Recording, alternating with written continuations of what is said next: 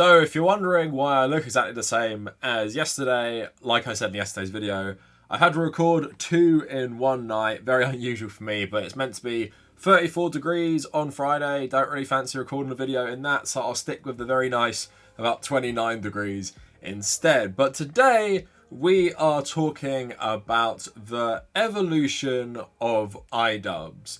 Now, this is actually kind of a weird one for me because I made a video about this like maybe 2 years ago, not really specifically on iDubbbz, but mainly about YouTube content creators, how they evolve, and how when you often cultivate like an edgelord audience, it's not surprising you get a massive backlash when you show more progressive stances on different things. As we're going to see in the video, the big thing for iDubbbz was his girlfriend announcing that she had an OnlyFans, and then the whole internet, or his old fans, kind of like turning on him in a second because they believed he was now a simp and he was totally brainwashed by his new girlfriend. And the old iDubbbz would never do this, and the old iDubbbz would roast the new iDubbbz and all these different things.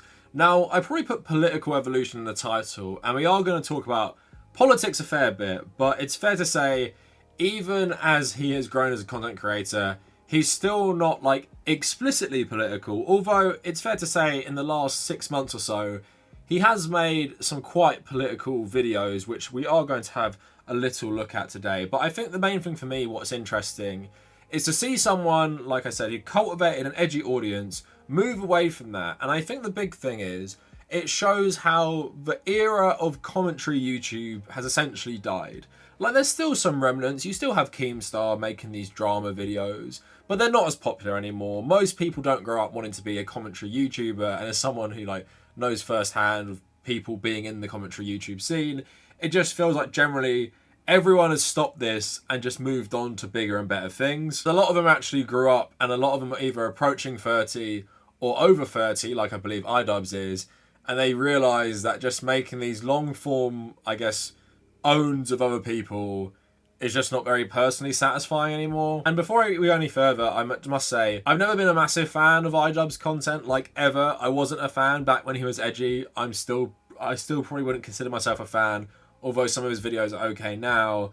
What I will say is there's a much better video to be made of someone who was probably influenced by this guy, and I feel like if there are any leftist fans of iDubbbz, maybe consider making your own video on this stuff. But before we go any further, please like the video, and I guess for today's comment, pretty simple like yesterday's one, what was your first experience to iDubbbz, and do you like any of his videos, and how do you think he has changed since his early days? Also, for every 5k we get a new chocolate orange. Help me keep growing this pyramid. It's looking quite nice at the moment. I do want to get some more before the end of the year. Also, consider becoming a patron. I want to build up as many $1 to $3 patrons as possible, and the benefits of that are getting access to my private patrons Discord server and getting my Nintendo Switch friend code. Also follow me on social media at the Kavernacle, on Twitter, on Instagram, and check out my subreddit in the description. Maybe subscribe to my second channel, the Kavernacle Extra, where I archive my live streams, which I usually do about 2 times a week. So I guess I'll start talking about my own like knowledge of iDubbbz and stuff.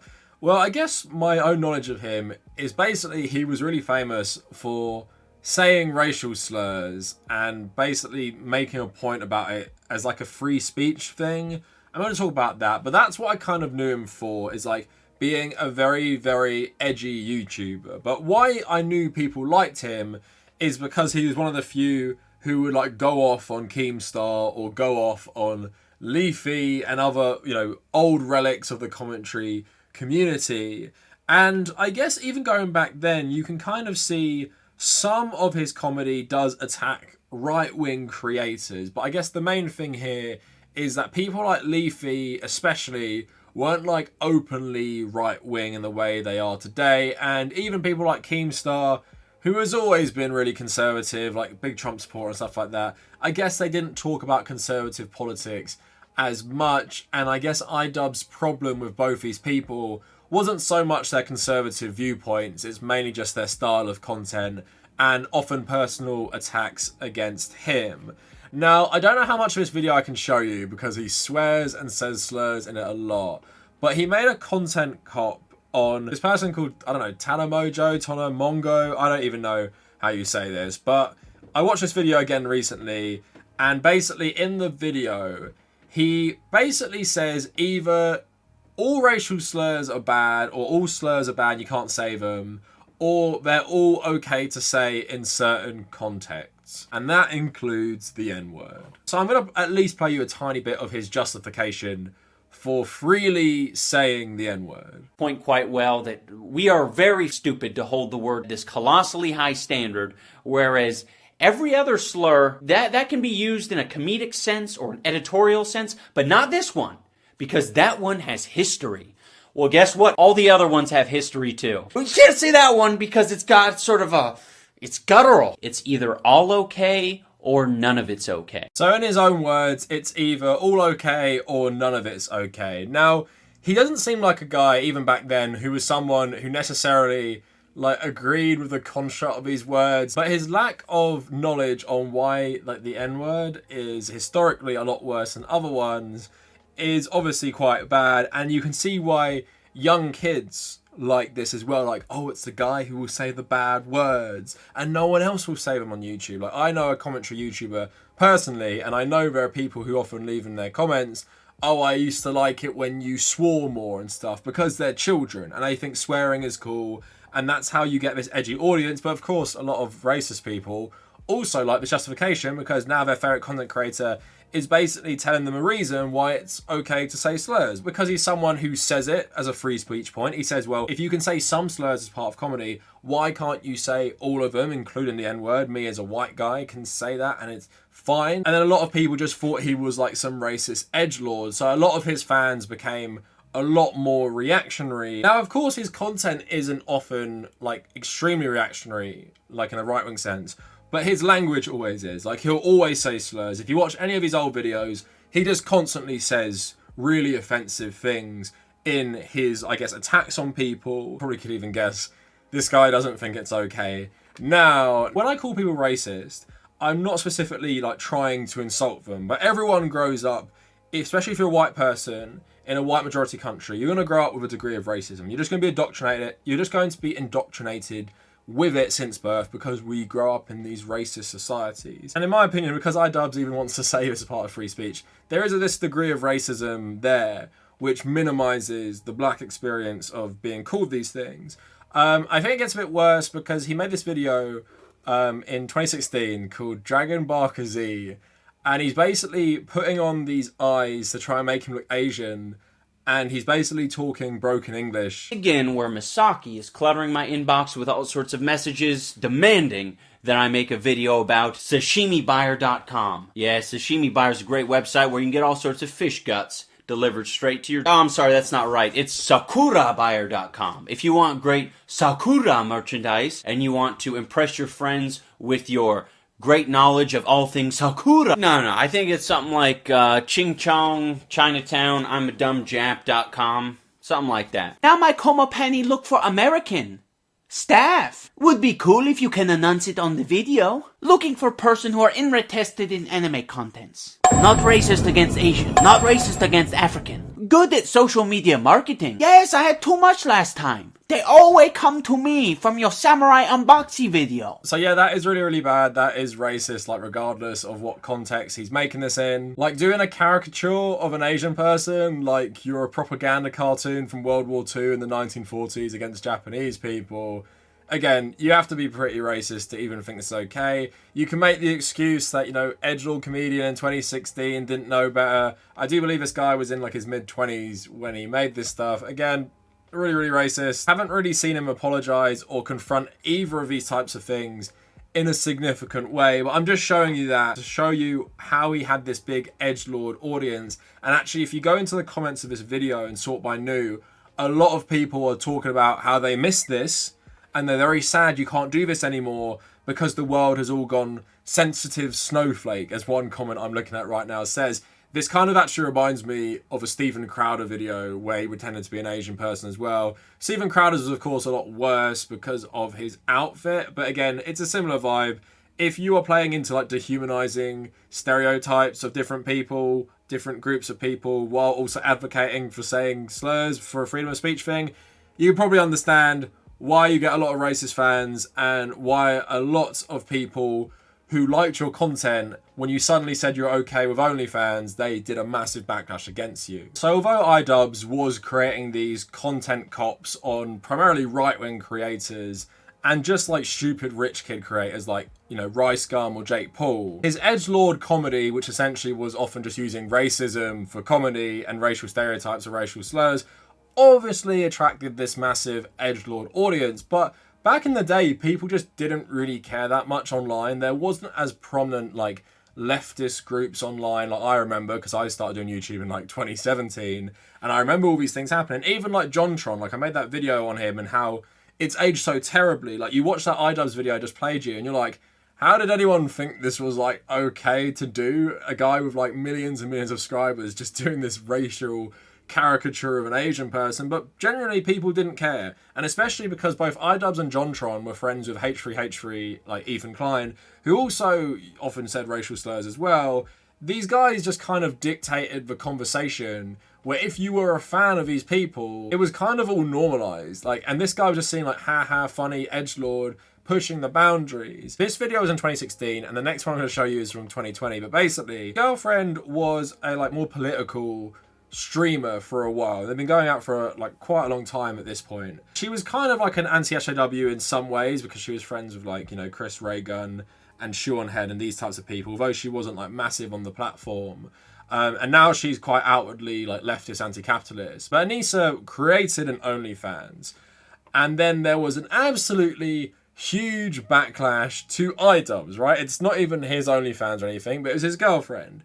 And people's excuse was basically like, well, if this was someone else, you'd roast the hell out of them. Old iDubbbbz would do this, but now you're a brainwashed simp who will just do whatever your girlfriend says. You're essentially a cuck. I find it hard to believe that this many people actually care deeply about this, someone else's relationship. But I think it's because it's iDubbbbz, the golden boy. If this was anyone else, no one would really give a shit. Some people were actually really mad at iDubbbbz. iDubbbbz uploaded a video defending himself, and I guess kind of defending his girlfriend, and well, he took an L. That's right, currently this video has 125,000 dislikes. And well, in this video, iDubbbbz kinda attacks his own fan base. So obviously, a lot of them are not gonna be happy with it. And I think that's why this has so many dislikes. The thing is, iDubbbbz has made fun of people for much less. Leafy for having no chin. RiceGum for flexing all the time. Yeah, now people are making fun of you for being a simp. A simp? It's all memes and jokes for the majority of it. Now, here is his response to it when it happened. Hello everyone, welcome back to another episode of iDubbbbz Complains. This is a very special episode where I get to tackle two topics that I've recently become very passionate about. That is a section of my audience who thinks they know me, and my opinion on sex work. You can sort of see where these two will collide. For those of you who are unaware of the drama I recently brought upon myself, I'll fill you in. My girlfriend started an OnlyFans account, and I think all of it is cool. Yeah, I know. I didn't think it would be a controversial opinion either. A good amount of people are just doing the reasonable thing and just making jokes and laughing about it. But there's a whole nother group of people who feel personally devastated and betrayed. You lied to us. Like, if you don't want to look up to me anymore, that's fine. I don't want you to look up to me. I love my girlfriend, and I'm totally fine with dudes off to pictures of her on the internet. Doesn't affect me one way or the other. If you are upset by me admitting this, then I suggest you go idolize someone else. Someone who isn't a simp or a cuck. So he confronts a lot of the criticism head on. And even if you go down to the comments, most of them are roasting him. And he makes a point at the start that like his audience don't really know him. And that's like an interesting point for a lot of creators, especially someone like iDubbbbz who didn't even used to stream that much, is that there is the image of you online and there is the actual version of you. And in my video about this like 2 years ago, I made the point that people like Angry Joe, Review Tech USA, and iDubbbbz present like this view to the world of what they believe, and sometimes when they buy into like, you know, anti-SJW stuff, which they all did, when you come out with like a fairly progressive take, your audience will turn on you because there's a large segment of them who like you for what they think you represent. So for Angry Joe, because he's like this angry gamer bro, raging at different stuff, they all thought he might be some sort of right-wing reactionary. So when he comes out and says he's like supporting Bernie Sanders and is arguing for like liberal points of view, his audience get really, really mad at him. The same thing happens to Review Tech USA. And recently he says he watches like Vosh and stuff, and more of his audience are getting mad at him for being like some sort of like leftist. And with iDubbbbz it was the same. Not saying he was like a leftist at all, but, you know, supporting sex work, primarily at the moment, is done by the left. I don't see many right-wingers advocating for this as a legit job. I don't see any right-wingers not demonizing this stuff. So that fit more in line with the left. And because if you're going to cultivate a reactionary audience based on you saw his comedy and roasting people without pulling any punches in your language, and you can see why they would act in this way. I wasn't the only one saying this at the time. I think this guy even realized, and we're going to get into that a bit later, because he talks about the worst interaction he's had with a fan, which I think totally proves what I'm saying, in that there is a version of him they think they like, and there's the actual reality of him. But just quickly, they even spoke about it recently, Anisa and iDubbbbz on the H3 podcast, talking about how it affected them. So just have a look at this clip quick. Well, from my perspective, it was basically like, I think I'd given off this persona of like not liking promiscuous women, or like thoughts, e-girls, whatever you want to say. I think people like saw my video with Tana, not with Tana, about Tana, and thought like, oh yeah, like he doesn't like people like this, and we will collectively like laugh and point at and make fun of. And to clarify, people like this meaning like women who are not like the modest Wojak meme. I mean, women, a modern woman who is has control of herself. Yeah, exactly. And so a lot of times, and this is what they do to me, is that they would put their values onto me and be like, he's just like me. And then when they find out you're not just like them, they hate you. I think the most disappointing thing to me is how many YouTubers that I respected had this weird view that Ian wasn't comfortable, like just assumed that Ian wasn't comfortable with what was going on. It was real interesting to see the reaction, because you think like that we're more evolved. Yeah. And then you realize, like, I don't know if it's just these internet kids and all, but like the reaction was so shocking. insane. It was shocking. It was shocking. I won't lie. Like, internet stuff was happening, and like there were some days where like literally like couldn't get out of bed because it was just so aggressive. And it was like YouTubers that I never thought would even know that I existed were talking about Ian's opinion about me when they have no clue. So it was like, it was super strange, but it was also really eye-opening to us to like understand what that effect is and like what we were doing to people. So that clip is interesting because it shows both how much this absolutely massive dogpiling affected them, but also kind of affected how they changed as well, because it was a big moment for them realizing that, oh, maybe the way you're portraying yourself on the internet is really different from how you actually are. And I think that's just an interesting thing for most people to reflect on. As a content creator myself, I often think about that. I'm like, I'm so upfront about my political views. I'm so upfront about my beliefs on so many different things. I wonder how people actually view me. And someone actually said recently on Twitter, is like, it's amazing to come to Twitter from your YouTube and realize how much of a troll you are on Twitter, because I wrote something about how Mario Strikers was better than Elden Ring. But I find that quite funny, because it's like, obviously people think of me a certain way if you just watch my YouTube channel. Others would think of me a different way if you watch my live streams. And then others would think of a different way if you also see everything I tweet. And it's a bit different for me because I'm so upfront and genuine with like very deep political views and so many different things. But if you're someone who kind of stays out of that, then it is an interesting conversation. And how much is your audience's opinions of stuff a result of how you portray yourself on the internet? So like with iDubbbbz, so many of his audience turned on him, which he probably think they wouldn't, because he's cultivated and had cultivated this very, very edgelord audience. So we're going to talk about why he's changed his content a tiny bit with his interviews with H3 and Hasan. But I really love this thing he talked about on stream. He basically said the worst interaction he's ever had with a fan. And I think this is the best evidence to show you how different he is compared to the edgy audience he cultivated. So we were at this convention. This guy from, we were like in the lobby type area. It was pretty packed. And when I say pretty packed, I mean it was fucking packed. and this guy shouts the N-word at me from across the room. And I'm just like, no, like looking the other way, like, nope, this isn't what's happening right now. But he came up to me and he said some shit like big fan or something like that. And it was just like, holy f***, you're not right. Yeah, really bad. And then, yes, of course it was the hard R. Yes, absolutely. And and then, I mean, to top it off, like, I think the only content he had to, like, exchange with me is, like, it was, like, me and Anisa right there, and he was like, there was a Wonder Woman cosplayer right next to us, literally standing right next to us, and he was like, have you seen Wonder Woman's ass? And, like, points at this female's ass right next to us. You can imagine every response coming out of my mouth is just like, no.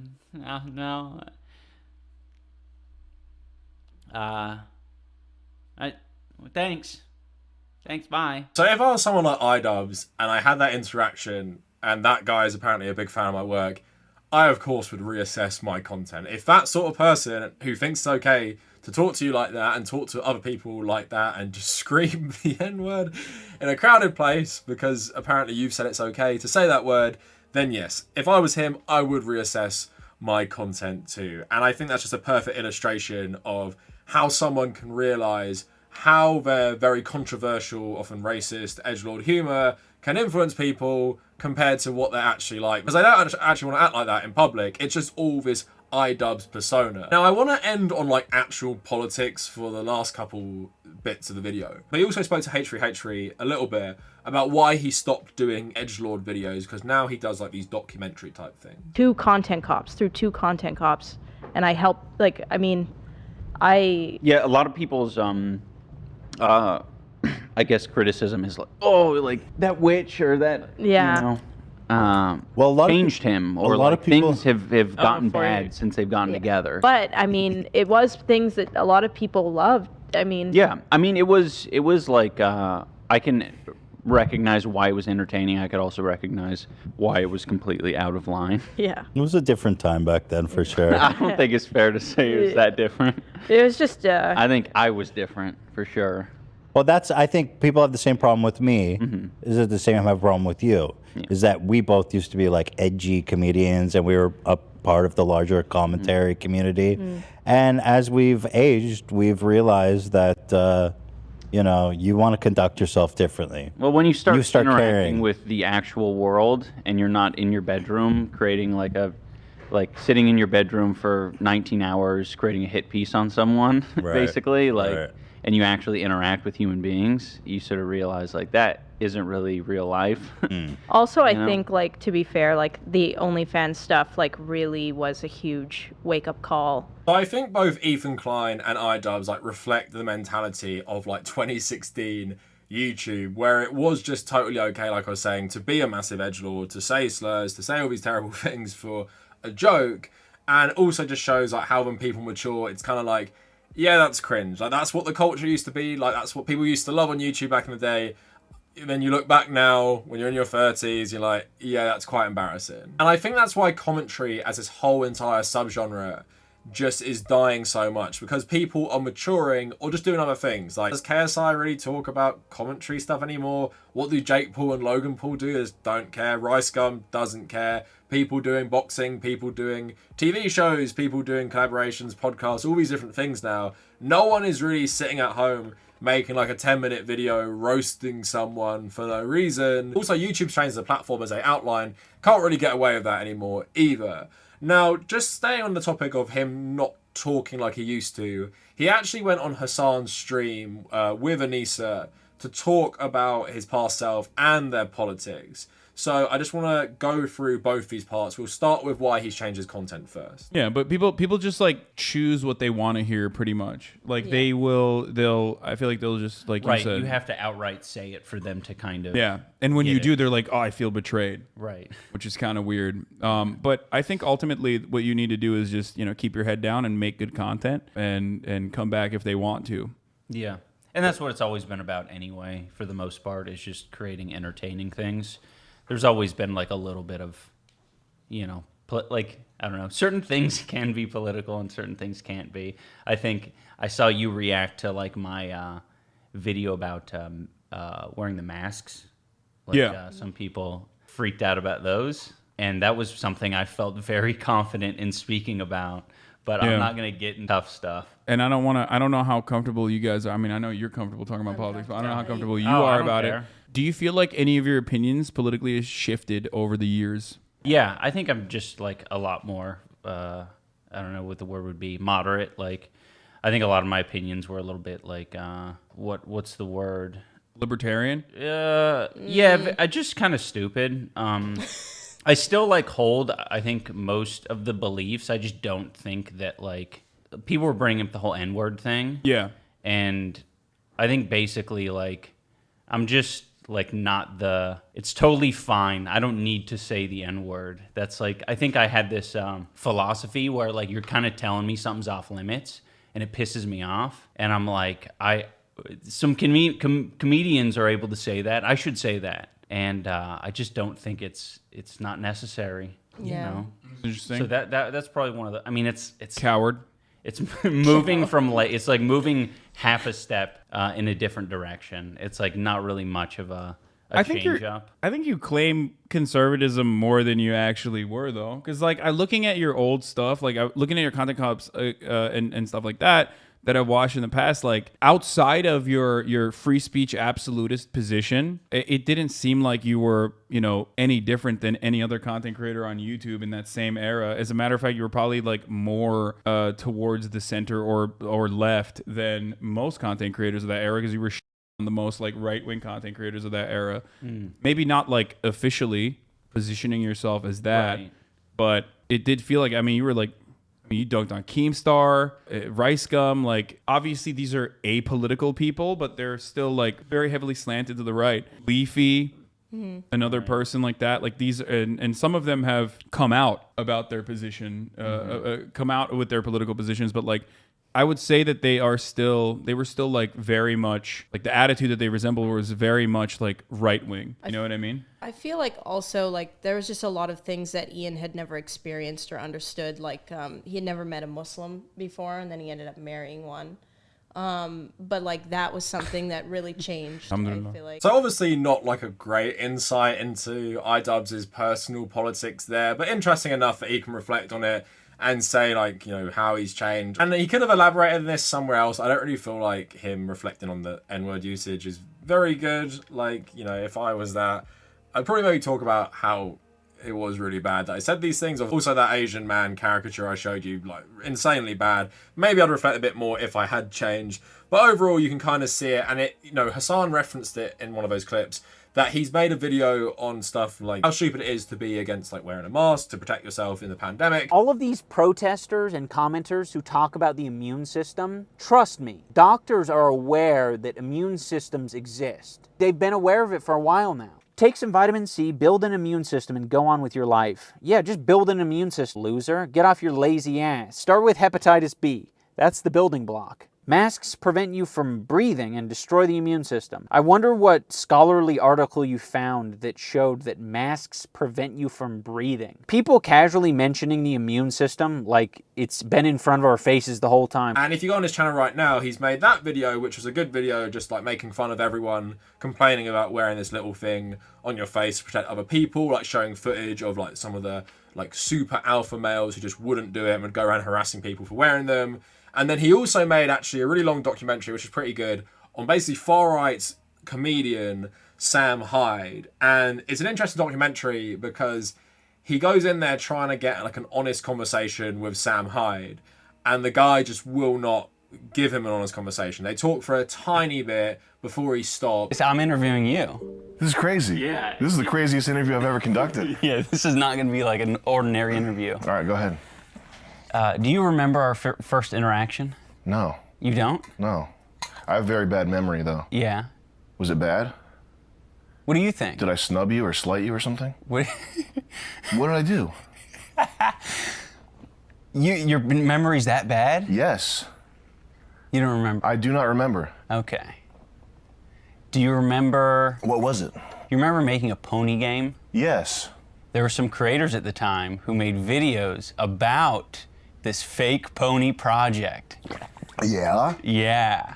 Were you one of them? I was one of them. What did I do? No, you copyright claimed the video. Really? Yes. And then you sent me an email. I mean, I don't do most copyright claims. What was the email? The email was, I will release the copyright claim on your video if you can send me a video of yourself squatting 200 pounds below parallel. Why didn't you do that? You'd be so much stronger now if you'd done that. Yeah. Damn. Did I create an enemy with that?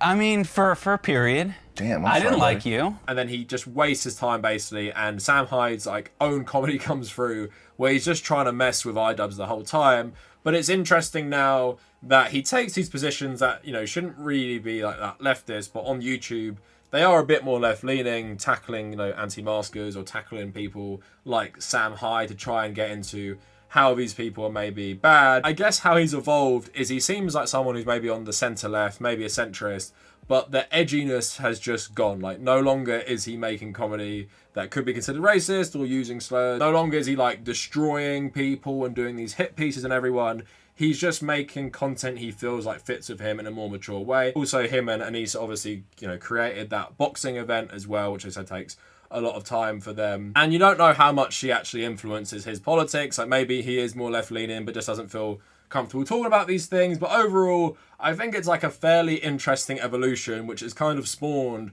from the backlash to the OnlyFans thing. And I guess even if you don't like this guy and you don't believe, like, you know, he was ever funny, or you don't believe he should be worth like listening to now, I think the whole thing is just an interesting case study in YouTube creators and maturing on the YouTube platform, because it's something you have to do as a YouTube creator. Like, you have to mature in many ways, either with your opinions or your content. And here is a guy who became insanely famous and probably very wealthy of doing a certain style of content. By making that content, he cultivated an audience of people he really didn't like, and he really didn't want to stay with him for the foreseeable future. And then he pivoted to making stuff that's still entertaining, but I guess is more genuine to him and is still like comedic. It just doesn't rely on shock value, which gained him such, I guess, a reactionary fan base in the first place. So I guess that's the political evolution of iDubbbbz, and I think it's just a very good case study of a commentary YouTuber, part of this very reactionary scene, who seems to have grown up for the better. And I think that's a good thing, because so many of them do not grow up for the better. And if you're someone like Keemstar, you pretty much just don't grow up. So that is it for the video. Let me know what you guys think down in the comments. 2 out of 2 for the day. I'm really tired, but now I have to go off and edit the first one, which you would have seen yesterday. I might have to go grab a Monster Energy or something. But please leave a like for my hard work. Maybe leave a comment. Subscribe to the channel. Follow me on social media. And if you made it this far, thank you for watching.